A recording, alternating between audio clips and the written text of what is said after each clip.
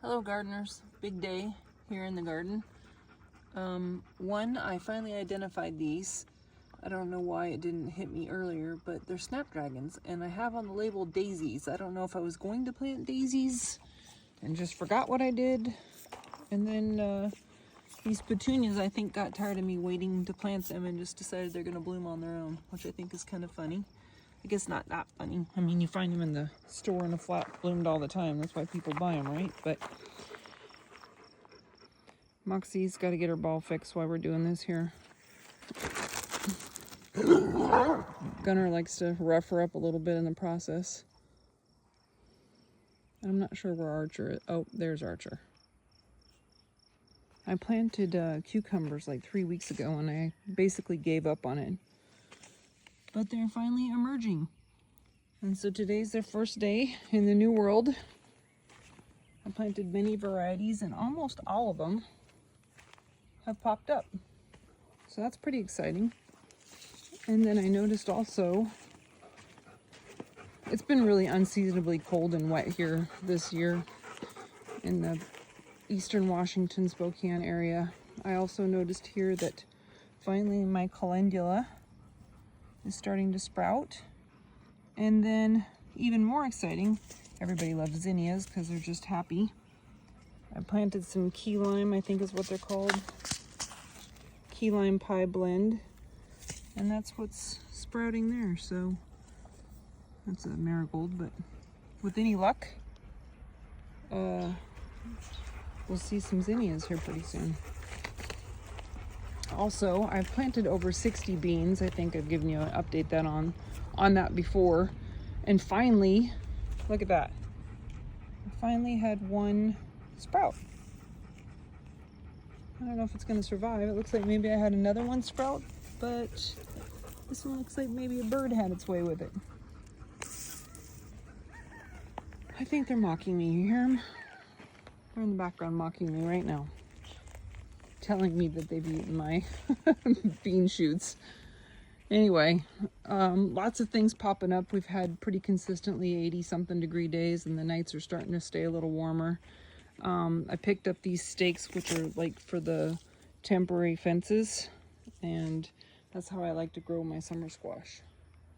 So I will stake it as it grows upward. Well, I'll train it to grow upward. I don't know if this one's zucchini, yellow crookneck, or scallop, but that's what I'll do with those. I have 6 summer squash of different varieties, which ultimately would probably feed an army, as most of you know. But my mulch is working. It's keeping things moist, or at least underneath it is. It's keeping things cool, which actually might have slowed the growth of things down as well. So I guess I'm battling twofold. I'm dealing with a bunch of trees. The sun seems to shine intermittently. That windstorm I told you about the other day took the cover. So if anybody in Kansas has seen it, let me know in the comments. Should look like that. Pretty sure it might be at my neighbor's property, but he hasn't said anything to me, and I have not jumped the fence to find out. So maybe tomorrow I'll go knock on his door and see if he's seen it. Otherwise, like I said, check in Kansas. It could be there. My asparagus is like finally starting to come up and about. So that's pretty exciting. You kind of hard to see because it wants to focus on the background, but there we go.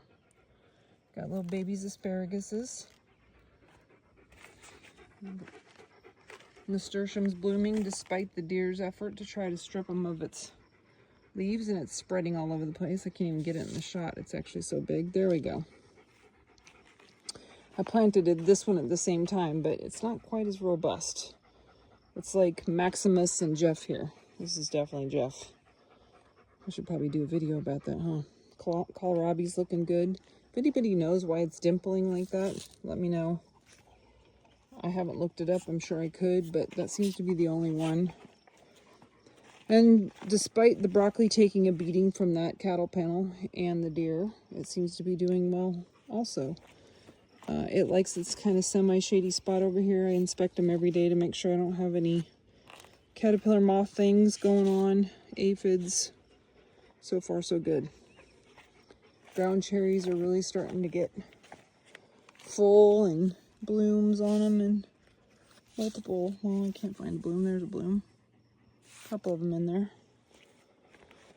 But I'm only having to water for the most part, like every 3 days or so, which is great because the air is really dry here. So thanks for tuning in. That's our update for today. I have a couple really cool flowers that I'm going to upload over the next few days as well. So until then, have a good night.